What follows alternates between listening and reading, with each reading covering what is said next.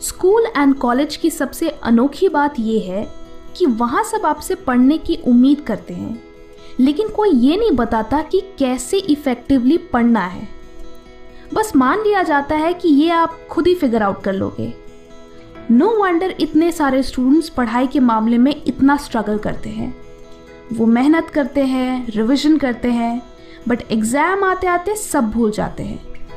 ऐसा इसलिए होता है क्योंकि most of the popular learning techniques जो स्टूडेंट्स एग्जाम टाइम में यूज करते हैं वो एक्चुअली सबसे कम इफेक्टिव होते हैं।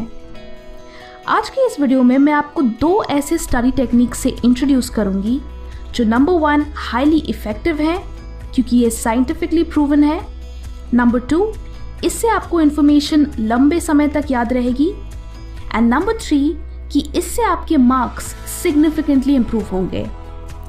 तो पहली टेक्निक है एक्टिव रिकॉल। इसे समझने के लिए लेट्स अंडरस्टैंड दिस।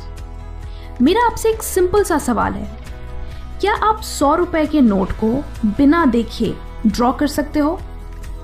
शायद नहीं। दिस शोज कि सिर्फ रीरीडिंग या रेपिटेशन से चीजें याद नहीं होती। मेजॉरिटी स्टूडेंट्स क्या गलती करते हैं? आप क्लासरूम में बैठते हो, इंफॉर्मेशन सुनते हो, फिर घर जाते हो, बुक रीड करते हो, करते रहते हो जब तक कि आपको वो इंफॉर्मेशन याद नहीं हो जाए। ये पैसिव लर्निंग है, यानी आप नॉलेज को बिना किसी एफर्ट के एक्वायर कर रहे हो। यही आपकी सबसे बड़ी गलती है।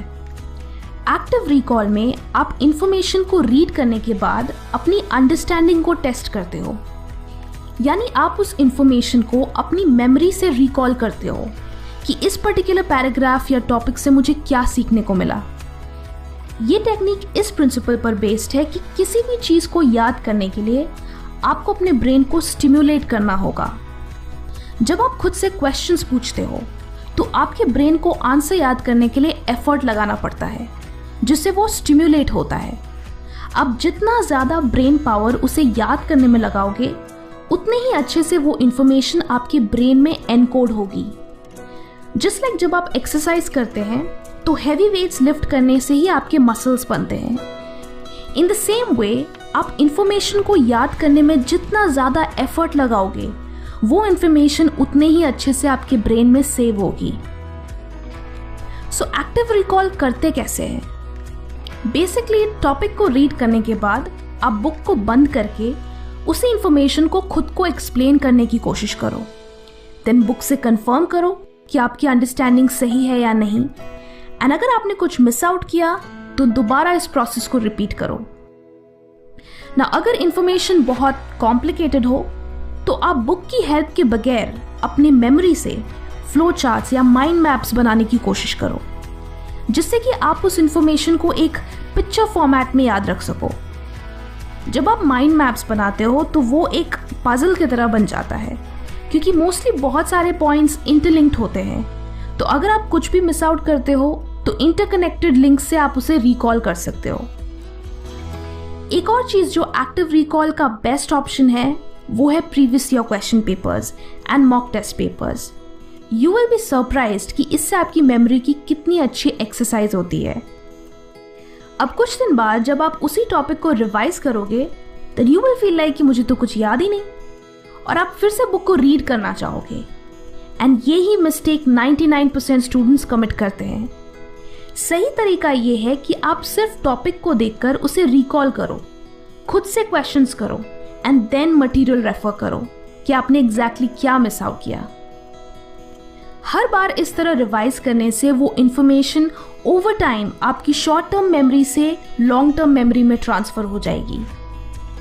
अनदर टेक्निक जो आप एक्टिव रिकॉल के साथ कंबाइन कर सकते हो वो है the spaced repetition technique. Majority students ये प्रॉब्लम फेस करते हैं कि जब भी वो किसी चैप्टर या बुक को कुछ हफ्तों बाद रिवाइज करते हैं तो उन्हें मोस्ट ऑफ द डेटा याद नहीं होता, और फिर लगता है कि पहले से याद करने का क्या फायदा जब एग्जाम तक कुछ याद ही नहीं रहता। डू यू नो ऐसा क्यों होता है? It's because of the forgetting curve. अब आप सोचोगे कि ये क्या है? ये वो थ्योरी है जो कहती है कि विथ टाइम हमारा ब्रेन किसी भी इंफॉर्मेशन को हाई रेट से भूलता है, यानी ओवर टाइम मेमोरी फेड होती जाती है।